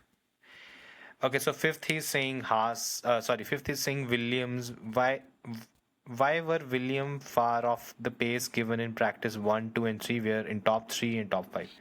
Okay, so why Williams was not higher up? I think for Williams, it all came down to the final lap that Carlos and Albon put together. Yeah. It was just not a case of, it was pretty much a case of Hadjar, Alonso, and Ocon basically nailing their laps and putting together brilliant ones, and Albon screwing things up a bit, and then Sainz not even making it to Q2 again on a similar metric. Okay, who will finish P6 in the championship? Jason? P6 in the Constructors, yeah? Yeah. I think probably Racing Bulls. I don't trust Haas to pull a full season together. Actually, no, I'm going to take that back. Alpine. Yeah, I was actually going to ask you this thing. How have you not picked Alpine? I think it's going to be... I think it might be Haas, because apparently the kind of season that Ocon is having, he has a pretty poor race and then has a pretty brilliant one. And then What do you mean? That's the same as he always has. No, he tends to be very consistent. This No, season he has been a doesn't. bit No, weird. he doesn't. I do the driver ratings after every race. I've seen the pattern. I know it better. Ocon has 8 good races, 8 brilliant races, and 8 terrible races every So he's better season. than Lewis Hamilton then, right? Yes, but that's not a high bar. Right, moving on. Next, do you think what Martin Brundle said about making 2 pit stops mandated, to one early in the race, one later would fix the 2-stop idea? Truthfully, I don't know if the 2-stop will ever work at Monaco, but I think it's possible it could work better if not really fixing anything. There's a couple of things. I think, look, the 2-stop I do think does make things more interesting because it gives more jeopardy. Yeah. Obviously, we had a race with no safety car this time, so that was interesting. I think the bigger issue is they just need to clamp down on what happened, like the backing up massively. The problem is, how do you do that? Because I think regardless, if it's early or late, like even if you did was it Qatar 24? I think 23. Yeah. Sorry, 23. If you did a Qatar 23 where you said like, oh, you have to change tires every 18 laps or whatever it was. Yeah. Like even then, I think if you do that, you're just going to have someone back up massively for 18 laps. You know, like so. Or they'll just push for 10 or 11 laps, and then in the last 2 to 3 they'll just back off for 6 or 7 seconds per lap slower. And you can't do anything. I think the only way to fix this is you do the two stop, but you have something like the 107% rule, but something a bit more like, you know, basically like if you're going really slowly, then, you know, you get a drive through or something, but they'd have to really... It's very hard to implement something like this. Yeah, it is. It really is. The problem that comes here is, look, what we are trying to do here is we're trying to make things as gimmicky as possible, and just leave it. Yeah. Yeah. Exactly. Just leave it off the calendar. Finally, you know what Jason comes around. Simplest solution. Just make all C6 tires. Yeah, that might actually be a better option, to be honest, because but the problem is you cannot overtake. Cars are make it a mandatory 2-stop and make it tires that make it 5-stop. Just keep stopping after 10 laps. 2-stop and make tires that wear out like ridiculously fast. Yeah. I think we might see something next season anyways, because Monaco will be, because new regulations it's such. Right. Next question. Next up, Queen's Elizabeth 83. By the way, she tends to send us questions almost every time. So shout out. Thank you very much. And she also wants us to make a T-shirt with Jimmy consonants on it. So awesome. Yeah. I'll get right on that. Yeah. Did Red Bull coach? Will. Yeah. did Red Bull poach any of Ferrari's strategies, or was the decision to pit Verstappen last lap the result of something medical or unfortunate? uh, there are two It was the only strategy available to them, basically. There was no other option. Ferrari, so Red Bull had done one thing wrong, which was they didn't come to the race with more than one medium or hard tires. They only had a soft tire left. So they tried to extend the second stint as much as they can. And maybe luck into a scenario where there's a safety car or something. They were essentially hoping that, like, if if there was a red flag in the past, like last 10 laps, Max wins the race. So Monaco GP 2010. Yeah, it was an all or nothing strategy, basically. It was the only option they had, because that was the only way they were finishing any better than fourth. Yeah. And I think as soon as Hamilton basically drove like Hamilton does, slowly, they basically knew they had a... They basically knew that the options... It was either fourth or first. They just tried to get it first, and it just didn't work out. Yeah. They should have just made Yuki crash or something. Yeah. Yeah. That would have been the... Yeah. If Flavio was there, it would have been done. I mean, there's no doubt about it. So, sincerely, a Jimmy Consonants fangirl. Cheers to Queens Elizabeth. Next up, final. So final question. Thoughts on F2 race? What a carnage. Yeah. Where was Dunn supposed to go? Yeah, anywhere but where he went, actually. He wasn't entitled to racing room, but where was he supposed to go? Just wait for Victor Martins to go ahead. He's good, Alex Dunn. He has a bit of a red mist about him. That's something that seems pretty obvious by now. But happens. It's Monaco, and he's a very good driver. I think we will see him in F1 in the future. Very fast. Very fast. And look, if fast drivers who crash are the best drivers in F1, Verstappen, Colapinto, so Maldonado.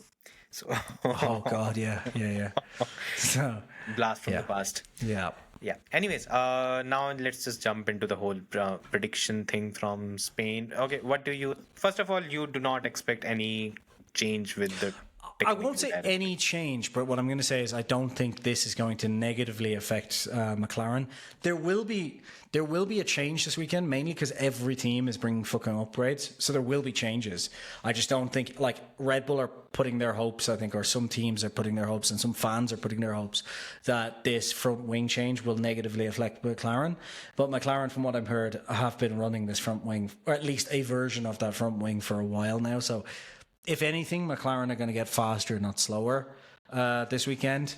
So there will be some changes, but I don't think the pecking order is going to change that much, to be honest. Okay, so what do you think the pecking order is going to be? Top four. The top four, I think, will be... Teams. Top four teams will be Red Bull and McLaren at the front, I think. I think this is a track that suits both cars. And I think this will be another one like Suzuka and like Jeddah, where there's very little between them.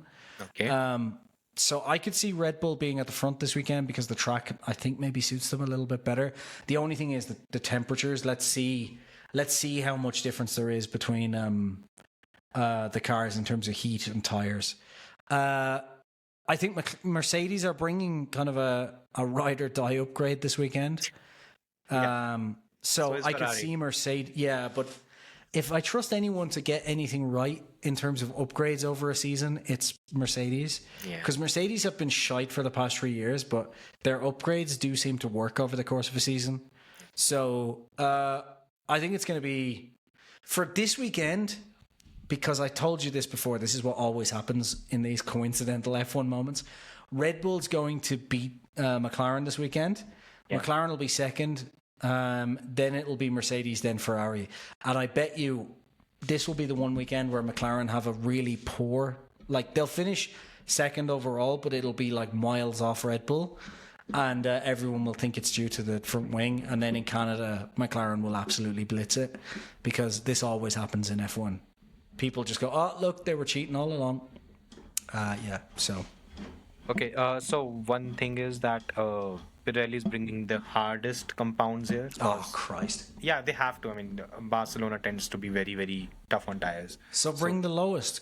What are you doing? Yeah. Bring the softest. Yeah. Make it interesting.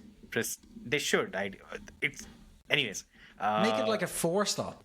Just bring the C6, C5, and C4.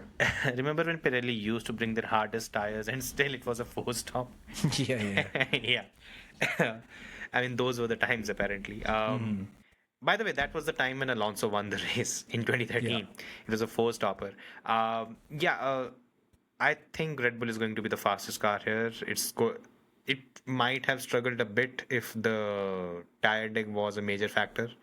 With the hardest possible compounds here, I think that is going to help. Yeah, that's going to help Red Bull. And I think even last year we had a single stopper, if I'm not wrong. And if that was the case last season, I don't see much changing this time. When that happens, we have a scenario where tire degradation is not going to be a factor. If tire degradation is not a major factor in the race, I'd say Max takes the win. That's But So to end off the podcast then? So what's your top 3? Max, Lando, George. You've literally taken mine. So that's why I go first. I'm gonna say Max, Lando, Alonso.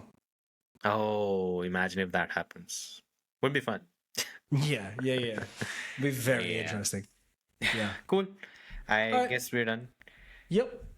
Thanks for watching, Thanks, guys. everybody. Drop a comment, hit like, Do all subscribe that if you shit. haven't already. Take care. We love Lewis Hamilton. Take care and bye-bye. Bye, everybody. Bye.